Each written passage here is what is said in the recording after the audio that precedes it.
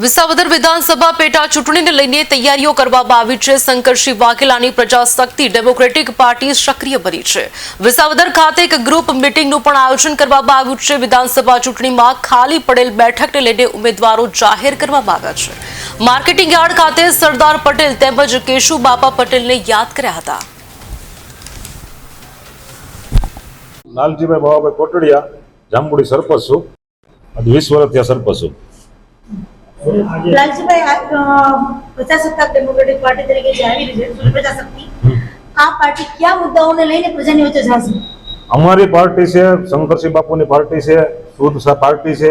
જ્યારે બાપુ મુખ્યમંત્રી હતા ત્યારે એને ખેડૂતના ઘણા કામ કર્યા છે, ખેડૂતને ભાવ પોષણ ભાવ સારા આપ્યા છે અને એ જ મુદ્દા માટે અત્યારે અમે કે અમારે જે વિસાવદર તાલુકાની અંદર ઇકોનો મેઇન પ્રશ્ન છે, બરોબર। આ કોઈ એને ઇકો માટે કોઈ લડતા નથી।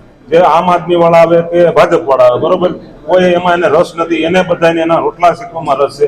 પછી જે અમારા બોર્ડરના ગામ છે 40, 45, 50 ગામ છે, ગુજરાતમાં અત્યારે ડ્રગ્સનું દૂષણ છે, તો આના માટે શું કહેશો? કારણ કે સૌથી ડ્રગ્સનું દૂષણ ખૂબ જ જો આના મૂળમાં એક તો ગવર્મેન્ટ જેવું કંઈ છે નહીં। કરોડો રૂપિયા કરોડોનું ડ્રગ દરિયાકાંઠે પકડાય છે। એ પાકિસ્તાનથી આવતો કે દુનિયામાં ગમે, તમે ક્યાં છો? તમે આ સરકારના માલિક છો, આ દરિયા કિનારાના માલિક તમે છો। આ પકડાય છે એ તો બરફની ટોચ જેવું થોડું જ દેખાય છે, પણ એના મૂળમાં હું તમને કહું કે દારૂબંધીનું જે કંઈ અવૈજ્ઞાનિક રીતે અમલીકરણ છે ગુજરાતમાં, જે દારૂબંધી છે અને નથી, એના મૂળમાં માણસને બોટલ મોટી હોય ને પોલીસ પકડે